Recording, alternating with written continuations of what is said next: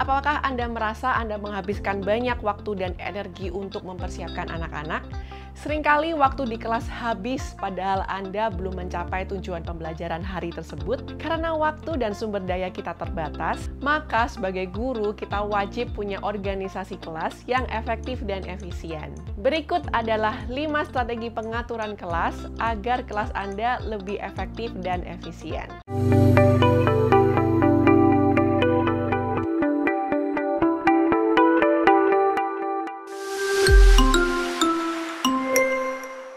Halo semuanya, selamat datang kembali ke channel Ruang Edukator bersama saya Amelia. Kami percaya pendidikan yang terbaik bukan saja pendidikan yang informatif, melainkan pendidikan yang transformatif.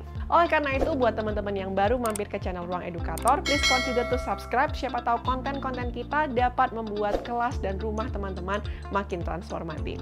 Selain mengajar, tentunya kita perlu menciptakan lingkungan yang kondusif dan positif, serta efektif dan efisien. Berikut adalah 5 strategi pengaturan kelas yang dapat Anda terapkan untuk membuat waktu dan sumber daya Anda lebih efektif dan efisien.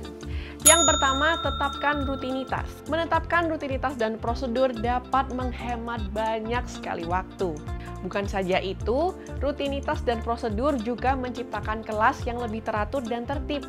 Tetapkan rutinitas-rutinitas yang anak-anak selalu lakukan di kelas. Misalnya, rutinitas untuk masuk ke kelas, ataupun rutinitas untuk keluar dari kelas.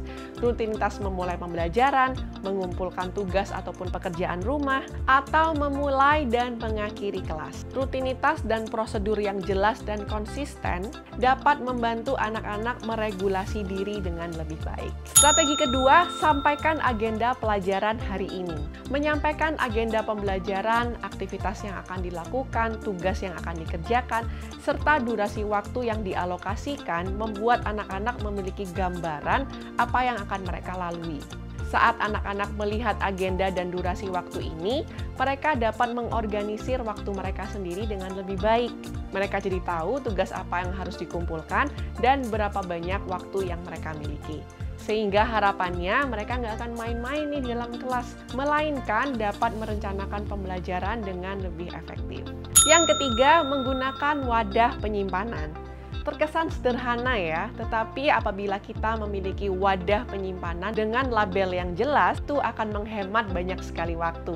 Anak-anak jadi tahu di mana mereka dapat mengumpulkan ataupun mengambil materi pembelajaran. Kita sendiri pun sebagai guru menjadi lebih mudah dalam mengorganisir materi-materi yang kita punya. Saat anak-anak tahu kemana mereka harus pergi untuk mengambil ataupun mengumpulkan materi, itu akan membuat kelas Anda menjadi lebih terorganisir, lebih tertib, dan menghemat waktu. Yang keempat, menggunakan papan tulis untuk menulis instruksi. Seringkali waktu kita di kelas habis untuk menjawab pertanyaan-pertanyaan yang sama dari anak-anak, ataupun menjawab pertanyaan-pertanyaan yang sebenarnya sudah kita berikan di awal. Menuliskan instruksi di papan tulis, serta pertanyaan-pertanyaan yang umum ditanyakan, menghemat waktu karena anak-anak tidak perlu datang lagi kepada kita untuk bertanya. Mereka dapat melihat instruksi di papan tulis, sehingga guru tidak perlu berulang-ulang menjelaskan pertanyaan ataupun instruksi yang sama. Sudahkah kita menggunakan papan tulis dengan efektif? Strategi yang kelima, menggunakan teknologi. Teknologi dapat menjadi alat yang ampuh loh untuk mengorganisasi pembelajaran di dalam kelas. Penggunaan LMS seperti Google Classroom ataupun Moodle dapat membantu pengorganisasian materi belajar dengan lebih efektif dan efisien. Tentunya membagikan dan mengumpulkan tugas melalui platform digital lebih cepat dan efisien daripada mengumpulkan dan membagikan kertas fisik. Berbagai platform teknologi juga dapat membuat pekerjaan guru menjadi jauh lebih mudah, sehingga kita dapat bekerja dengan lebih efektif dan efisien. Ini hanya beberapa strategi yang dapat Anda lakukan di kelas. Tentunya ada banyak strategi lainnya yang dapat Anda terapkan untuk pengorganisasian sumber daya dan waktu yang lebih baik. Dengan organisasi kelas yang lebih baik, diharapkan waktu dapat dimaksimalkan untuk proses pembelajaran. Kira-kira strategi apa yang sudah dan akan Anda lakukan untuk mengorganisasi kelas lebih baik? Share di kolom komentar ya! Para pendidik sekalian, jangan lupa bahwa strategi ini hanya dapat berhasil dengan baik apabila dilakukan dengan konsisten. Di awal-awal mungkin terasa sangat berat dan mungkin kita harus berulang kali menyampaikannya kepada anak-anak. Tetapi seiring berjalannya waktu, apabila Anda terus melakukannya dengan konsisten, maka anak-anak akan dapat memahami rutinitas dan prosedur yang telah Anda tetapkan. Apabila Anda menyukai dan terinspirasi dari konten video ini, kami mengundang Anda untuk subscribe, like, dan bagikan video ini kepada pendidik-pendidik lainnya. Dengan melakukan hal itu, Anda membantu channel kami terekspos kepada pendidik-pendidik lain di luar sana.